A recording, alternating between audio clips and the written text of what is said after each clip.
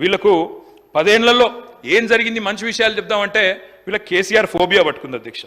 కేసీఆర్ ఆనవాళ్ళు దుడిచేస్తామని చెప్తారు అధ్యక్ష. వీరు చెరిపేయలేని, తుడిపేయలేని, దాచేయలేని ఆనవాళ్ళు కేసీఆర్వి.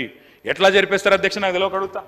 కాళేశ్వరం జలసవ్వడిలో కేసీఆర్, కాకతీయ చెరువు మత్తడిలో కేసీఆర్, భగీరథ నల్లా నీళ్లలో కేసీఆర్, పాలమూరు జలధారల్లో కేసీఆర్, సీతారామ ఎత్తిపోతల్లో కేసీఆర్, గురుకుల బడిలో కేసీఆర్, యాదాద్రి గుడి యశస్సులో కేసీఆర్, విరజిమ్మే విద్యుత్ వెలుగుల్లో కేసీఆర్, మెడికల్ కాలేజీల వైద్య విద్యా విప్లవంలో కేసీఆర్, కలెక్టరేట్ భవనాల కాంతుల్లో KCR, command control centre heights లో కేసీఆర్, మీరు కూర్చున్న సచివాలయపు సౌధపు రాజసంలో KCR, T hub, T works, we hub సృజనలో కేసీఆర్, వ్యూహాత్మక రహదారుల దర్జాలో కేసీఆర్, అంబేద్కర్ విగ్రహ మెరుపుల్లో, ప్రపంచంలోనే అతి పెద్దదైన అంబేద్కర్ విగ్రహ మెరుపుల్లో కేసీఆర్, అమర దీపం ఆశయాల్లో కేసీఆర్.